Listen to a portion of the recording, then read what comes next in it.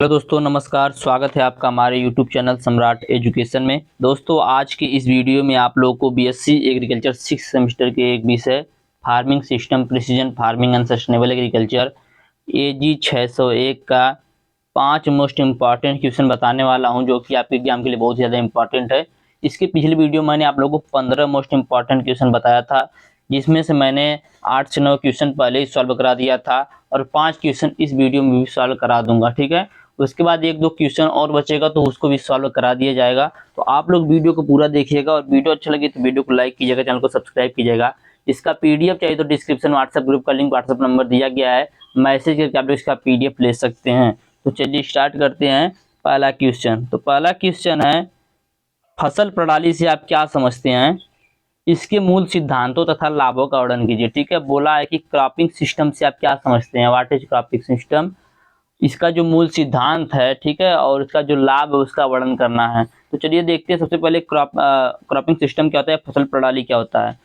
तो किसी भू क्षेत्र में एक निश्चित अवधि में फसल उगाने का वह क्रम जो कि उपलब्ध संसाधन एवं तकनीकी के आधार पर निर्धारित किया जाता है, उसे फसल प्रणाली कहते हैं। ठीक है, तो फसल प्रणाली क्या होता है, कोई भी भू क्षेत्र है, कोई भी भूमि है, ठीक है, कोई भी खेत समझ लीजिए, वहां पर किसी एक निश्चित अवधि में फसल उगाने का वह क्रम जो कि हमारे पास जितना उपलब्ध संसाधन है, उस संसाधन और तकनीकी के आधार पर निर्धारित किया जाता है, उसको बोलते हैं फसल प्रणाली। ठीक है, मतलब क्या, इसका मेन पॉइंट यही है कि उपलब्ध संसाधन और तकनीकी के आधार पर किस फसल की बुआई करना हमें यह निर्धारित किया जाता है, तो उसको बोलते हैं फसल प्रणाली। ठीक है, तो किसी भू क्षेत्र में एक निश्चित अवधि में फसल उगाने का वह क्रम जो उपलब्ध संसाधन एवं तकनीकी के आधार पर निर्धारित किया जाता है, उसे फसल प्रणाली कहते हैं। तो छोटा सा बताया मैंने, फसल प्रणाली क्या है समझ में आ ही गया होगा। चलिए आगे देखते हैं इसका सिद्धांत क्या है। तो इसका मूल सिद्धांत है भूमि की उर्वरता बनाए रखना। ठीक है, इसका मूल सिद्धांत है भूमि की उर्वरता बनाए रखना, जिसमें कुछ पॉइंट हम लोग देखेंगे। जिसमें पहला पॉइंट है, विभिन्न प्रकार की फसलों को उगाने से जो मिट्टी से अलग अलग पोषक तत्वों को ग्रहण करती है। ठीक है, देखिए मैंने पॉइंट बताया कि भूमि की उर्वरता बनाए रखना, तो भूमि की उर्वरता बनाए रखने के लिए हमें क्या क्या करना चाहिए उसके बारे में हम लोग जानेंगे। तो इसके लिए हमें क्या करना चाहिए कि विभिन्न प्रकार की फसलों को उगाना चाहिए जो कि मिट्टी से अलग अलग पोषक तत्वों को ग्रहण करती है। ठीक है, क्या करना चाहिए, विभिन्न प्रकार के फसलों को उगाना चाहिए। दूसरा पॉइंट है, फलीदार फसलों को शामिल करना चाहिए जो वायुमंडल से नाइट्रोजन को स्थिर करती है। तो आप लोग पता ही होगा, जो फलीदार फसलें होती है, दलहनी फसलें होती हैं, वह क्या करती हैं, वह वायुमंडल से नाइट्रोजन को भूमि में स्थिर कर देती हैं। आगे है, जैविक खाद और हरी खाद का उपयोग मिट्टी की जैविक गुणवत्ता में सुधार करने के लिए किया जाता है। ठीक है, तो मतलब क्या है कि जैविक खाद और हरी खाद का उपयोग करना चाहिए। तो पहला सिद्धांत मैंने बताया भूमि की उर्वरता को बनाए रखना। दूसरा पॉइंट है कीट और रोगों का प्रबंधन। कीट और रोगों का प्रबंधन, अब कीट और रोगों का प्रबंधन कैसे कर सकते हो उसके बारे में भी देखिएगा। तो विभिन्न प्रकार की फसलों को उगाना जिससे कीटों और रोगों के लिए निरंतर भोजन स्रोत न हो सके। ठीक है, यदि एक ही फसल को एक ही खेत में बार बार उगाएंगे तो वह क्या होगा कि कोई कीट जो होगा वह जान जाएगा कि हाँ भाई ये एक ही फसल तो उगा रहा है, उसी खेत से बाहर जाएगा नहीं। लेकिन यदि उसी खेत में 2-3 फसलों को उगाएंगे तो वह कीट जो है, जैसे हमारे धान का कीट है तो धान का कीट गेहूं पे नहीं लगेगा, इस प्रकार से गेहूं का कीट जो है वह किसी और मटर पे नहीं लगेगा, जैसे इस प्रकार समझिएगा। तो कहने का मतलब यह है कि फसलों को बार बार अलग अलग फसलों की बुआई करनी चाहिए, यही बोला है। तो विभिन्न प्रकार की फसलों को उगाना चाहिए जिससे कीटों रोगों के लिए निरंतर भोजन स्रोत न हो सके। आगे प्रतिरोधी किस्मों का चयन करना चाहिए, तो इसके लिए प्रतिरोधी बीजों का चयन करना चाहिए, जो भी प्रतिरोधी वैरायटी है उनका यूज करना चाहिए। आगे फसल चक्र को अपनाना चाहिए, फसल चक्र को भी अपनाना चाहिए, मतलब फसलों को क्रम से बुआई करनी चाहिए। आगे जल संरक्षण, तो अगला सिद्धांत है जल संरक्षण। तो हमें जल संरक्षण भी करना चाहिए। जल संरक्षण करने के लिए क्या क्या कर सकते हैं, तो कम पानी वाली फसलों को उगाना चाहिए। तो कुछ फसलें ऐसी जिसको बहुत अधिक पानी चाहिए और कुछ फसलें ऐसी जो कि कम पानी में भी उगाई जा सकती हैं। ठीक है, तो कम पानी वाली फसलों को उगाना चाहिए। जल संरक्षण तकनीकों का उपयोग करना चाहिए। जल संचयन करना चाहिए। ठीक है, वर्षा के जल का संचयन करना चाहिए, मतलब जो वर्षा हो रहा है तो उसके पानी को किसी जगह पर, किसी निचले स्थान पर स्टोर कर लेना चाहिए। अगला है आर्थिक लाभ, तो इससे किसानों को आर्थिक लाभ होता है। ठीक है, तो यह था इसका मूल सिद्धांत। आगे देखते हैं इसका लाभ।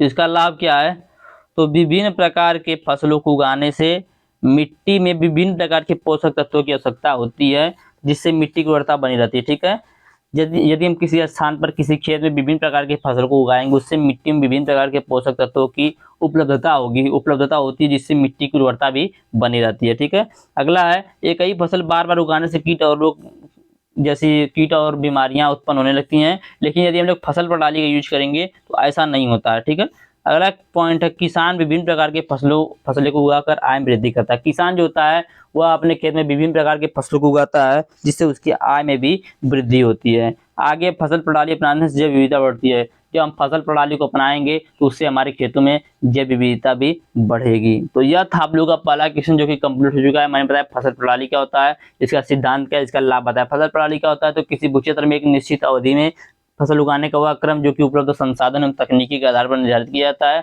उसे फसल प्रणाली बोलते हैं। सिद्धांत मैंने बताया कि भूमि की उर्वरता को बनाए रखने में मदद करता है, कीट और रोगों का प्रबंधन करता है। ठीक है, उसके बाद मैंने बताया कि जल का संरक्षण करना चाहिए। ठीक है, और उसके बाद आर्थिक लाभ मैंने बताया, उसके बाद मैंने लाभ भी बताया इसका क्या है। तो अब चलिए चलते हैं दूसरे क्वेश्चन में। पहला क्वेश्चन पूरा हो चुका है कंप्लीट। दूसरा क्वेश्चन है, इफिशिएंट क्रॉपिंग सिस्टम के बारे में बताना है। ठीक है, इफिशिएंट क्रॉपिंग सिस्टम जिसे कुशल फसल प्रणाली बोलते हैं, इसके बारे में बताना है। तो चलिए देखते हैं कुशल फसल प्रणाली क्या होता है। तो कुशल फसल प्रणाली को इफिशिएंट क्रॉपिंग सिस्टम बोला जाता है। यह क्या होता है, बहुत ही आसान है, बहुत ही अच्छा पॉइंट है समझने वाली। देखिए ये जो सब्जेक्ट है बहुत ही आसान है, लेकिन सिर्फ थोड़ा सा दिमाग लगाना है आप लोगों को कि क्या थोड़ा थोड़ा अंतर सभी में रहेगा, बस थोड़ा थोड़ा। तो इसमें क्या है, बोला है कि कुशल फसल प्रणाली एक ऐसी प्रणाली होती है जो कि संसाधनों का कुशल उपयोग करने के साथ साथ पर्यावरणीय प्रभाव को भी कम करते हुए अधिक से अधिक उत्पादन प्राप्त करने में मदद करती है, जिससे किसानों को आय में भी वृद्धि होती है। ठीक है, या आप बोल सकते हैं कि वह प्रणाली जिसमें कृषि संसाधन का प्रयोग इस प्रकार से किया जाता है कि पर्यावरण पर कोई भी प्रभाव न पड़े और उत्पादन भी अधिक से अधिक हो, उसको इफिशिएंट क्रॉपिंग सिस्टम या कुशल फसल प्रणाली बोला जाता है। ठीक है, तो कुशल फसल प्रणाली क्या होता है, यह एक प्रणाली है और ऐसी प्रणाली है जिसमें संसाधनों का कुशल उपयोग इस प्रकार से किया जाता है कि पर्यावरण पर भी कोई प्रभाव न पड़े और उत्पादन भी अधिक से अधिक हो। जब उत्पादन अधिक से अधिक होगा तो किसानों की आय में अपने आप लगातार वृद्धि होती रहेगी। तो यह तो हो गया कुशल फसल प्रणाली क्या होता है। आगे देखेंगे इसका सिद्धांत। तो कुशल फसल प्रणाली कुछ मुख्य सिद्धांत है कि भूमि की उर्वरता, पहला सिद्धांत है भूमि की उर्वरता बनाए रखना। तो विभिन्न प्रकार की फसलों को उगाना चाहिए जो कि मिट्टी से अलग अलग पोषक तत्वों को ग्रहण करती है। उसमें फलीदार फसलों, जैसा कि मैंने पिछले में बताया था, तो वही पॉइंट सेम टू सेम सब में है, आप लोग यूज कर सकते हैं। ठीक है, चारों पॉइंट जो मैंने बताया था वही चारों पॉइंट है। तो पीछे वाला पॉइंट आप लोग देख सकते हैं, इसका स्क्रीनशॉट लेना चाहे तो ले लीजिएगा। चलिए देखते हैं आगे। अब तो इसका सिद्धांत मैंने दिखा दिया, आगे देखेंगे इसका लाभ क्या है। इसका पीडीएफ आप लोग ले लीजिएगा जरूर। तो इसका लाभ क्या है, तो कुशल फसल प्रणाली मिट्टी की उर्वरता और जल उपयोग दक्षता में सुधार करके उत्पादन को बढ़ाने में मदद करती है। ठीक है, जो इफिशिएंट क्रॉपिंग सिस्टम होता है यह क्या करता है कि मिट्टी की उर्वरता और जल का उपयोग दक्षता में सुधार करता है, जिससे उत्पादन में भी वृद्धि होती है, उत्पादन में मदद होती है। आगे है, यह प्रणाली कम पानी, उर्वरक और कीटनाशकों का उपयोग करके संसाधनों का कुशल उपयोग करती है। यह जो प्रणाली होती है, ये इफिशिएंट क्रॉपिंग सिस्टम, इसमें कम पानी की आवश्यकता होता है, कम खाद का आवश्यकता होता है, कम कीटनाशक का आवश्यकता होता है। तो यह प्रणाली कम पानी, उर्वरक और कीटनाशकों का उपयोग करके संसाधनों का कुशल उपयोग करने में मदद करती है या संसाधनों का कुशल उपयोग करती है। आगे है, यह मृदा क्षरण, प्रदूषण और जलवायु परिवर्तन को कम करने में मदद करती है। ठीक है, यह जो सिस्टम होता है, यह जो क्रॉपिंग सिस्टम है, यह क्या करता है कि मृदा क्षरण, प्रदूषण और जलवायु परिवर्तन को कम करने में मदद करता है। आगे है, इस प्रणाली का उपयोग करके अधिक से अधिक उत्पादन प्राप्त किया जा सकता है। ठीक है, यदि हम लोग इस प्रणाली का उपयोग करेंगे तो अधिक से अधिक उत्पादन प्राप्त करने में मदद मिल सकता है, जिससे किसानों की आय में भी सुधार होगा, किसानों की आय भी बढ़ेगी।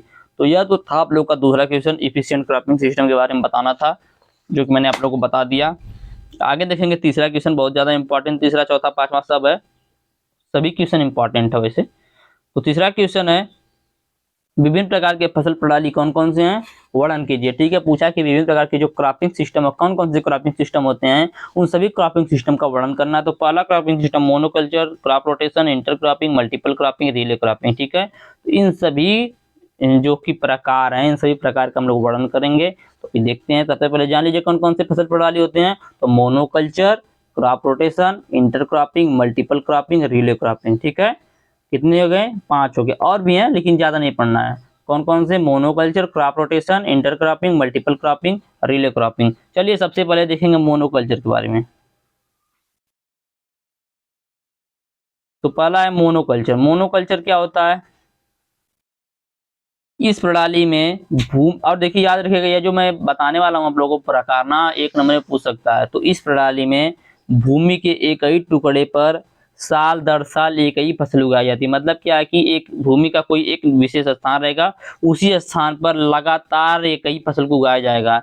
हालांकि इस प्रणाली के परिणाम स्वरूप किसी विशेष फसल की उच्च पैदावार हो सकती है, लेकिन इससे मिट्टी का क्षरण, कीट और रोग का निर्माण और पोषक तत्वों की कमी हो जाती है। ठीक है, बहुत ही आसान और समझने वाली बात है कि मोनोकल्चर में क्या होता है कि कोई, जैसे मान लीजिए इतना खेत है और इतना खेत में ये छोटा सा भाग है। ठीक है, तो यह जो क्षेत्र है, इस क्षेत्र पर लगातार एक ही फसल को प्रत्येक साल बुआई की जा रही है। इससे क्या होगा?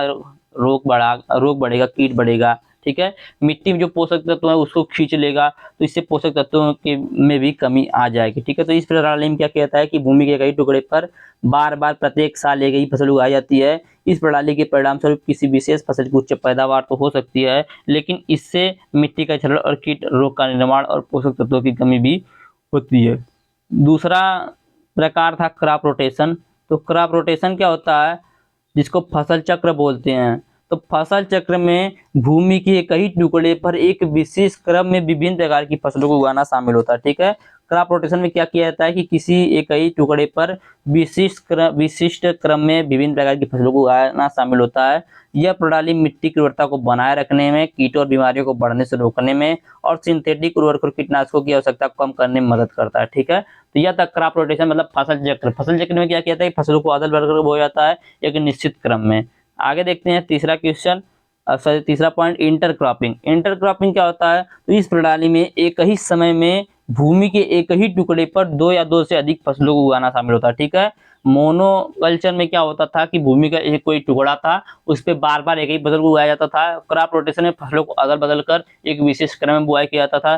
तीसरा इंटर क्रॉपिंग है। इंटर क्रॉपिंग में भूमि के कई क्षेत्र में एक से अधिक फसलों को उगाया जाता है। ठीक है, सॉरी दो या दो से अधिक फसलों को उगाया जाता है। तो इस प्रणाली में भूमि के एक ही टुकड़े पर दो या दो से अधिक फसलों को उगाना शामिल होता है।